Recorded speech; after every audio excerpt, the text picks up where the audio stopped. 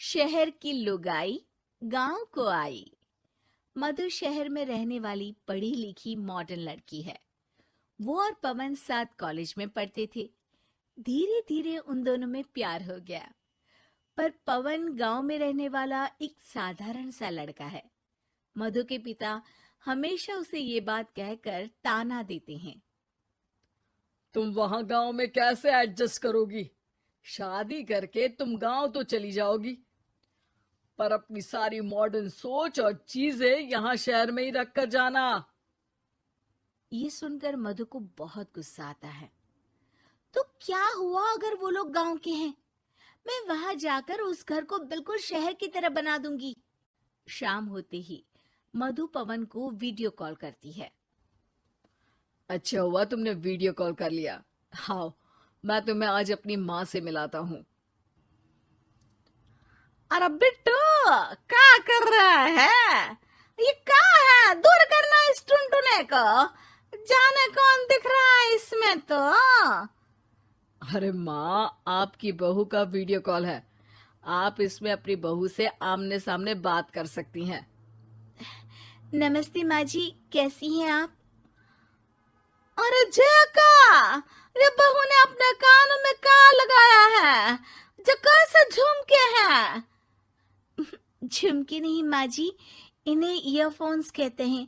इससे सामने वाले की आवाज और अच्छे से आती है।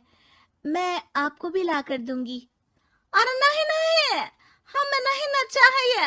हमारा कान बिल्कुल ठीक है। हाँ। माँ जी की ये बातें सुनकर मधु को अपने पिता की बातें याद आ जाती है और वो उसी वक्त ये ठान लेती है कि वो अपने ससुराल को एकदम मॉडर्न ससुराल बनाकर रहेगी। कुछ दिन बीत जाते हैं।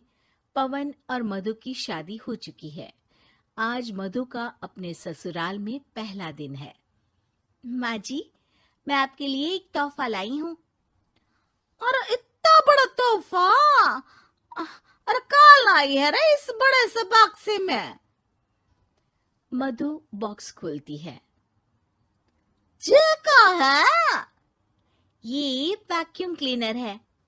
मैंने आपको झाड़ू लगाते हुए देखा तो सोचा अब आपका काम आसान हो जाएगा। अरे वाह बहू वाह, तूने मुझे झाड़ू लगाते हुए देखा तो तू मेरे हाथ से झाड़ू लेकर खुद भी तो लगा सकती थी ना। पर नहीं, तूने तुझे मशीन लाकर मेरे हाथ में दे दी कि यह काम हमेशा मैं ही करूं। ये आजकल की शहरी छोरियां बिल्कुल नहीं बदलेगी। मधु को मन ही मन गुस्सा आता है, पर फिर भी अपना गुस्सा भूलकर मधु माँ जी को वैक्यूम क्लीनर इस्तेमाल करना सिखाती है। अगले दिन मधु सुबह उठती है तो ये आंगन में से कैसी आवाजें आ रही हैं? मधु दौड़ती दौड़ती आंगन में जाती है और देखते ही चौंक जाती है। अरे माँ जी, ये आप क्या कर रही हैं? और वो क्या है ना, सुबह मैं जब कुएं से पानी निकाल रही थी तो मेरे कान की बाली उसमें गिर गई थी। तो ये तेरा वैक्यूम ना सारी चीजें अपनी तरफ खींच लेता है ना, तो मेरी बाली भी तो निकाल ही देगा। उसी की कोशिश कर रही हूँ, पर न जाने क्यों अब ये चालू ही नहीं हो रही तेरी मशीन।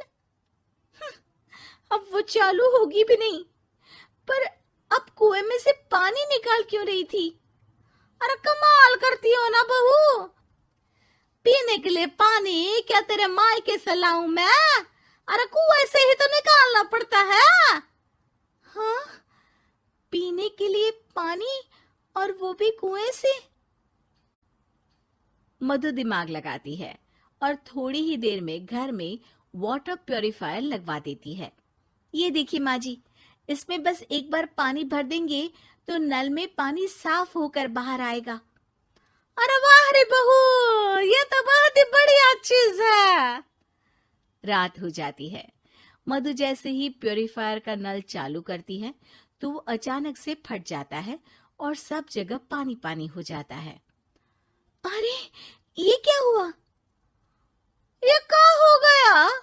मैंने तो बस इसमें उबला हुआ पानी डाला था, ये इतनी जल्दी खराब हो गया। अरे ये सारी शहरी चीजें सब ऐसी ही होती है कबूरी।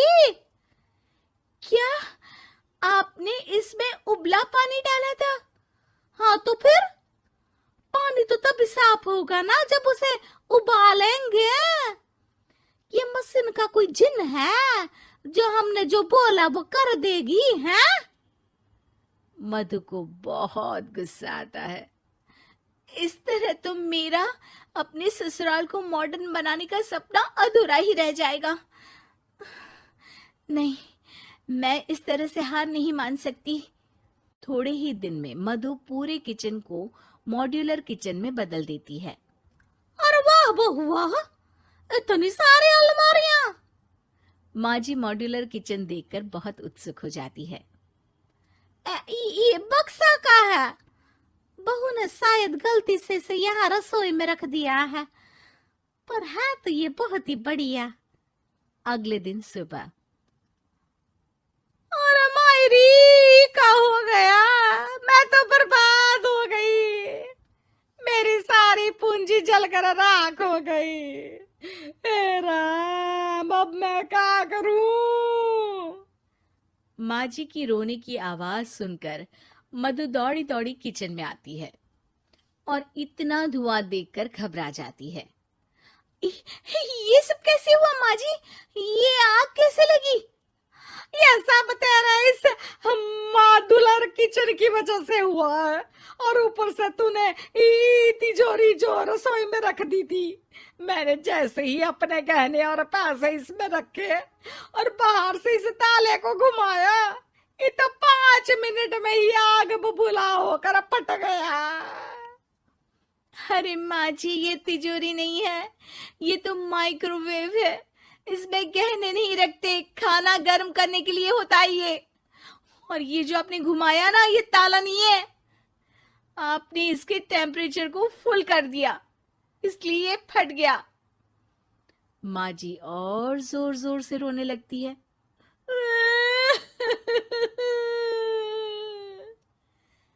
मधु सर पीट लेती है और कसम खाती है कि अब ससुराल को मॉडर्न बनाने की कोई कोशिश नहीं करेगी। मुझे माफ कर दीजिए माँ जी, आप जैसी हैं वैसी ही ठीक है। मधु को अपने पिता की कही बात याद आ जाती है और मधु वापस घर और किचन को पहले जैसा ही कर देती है।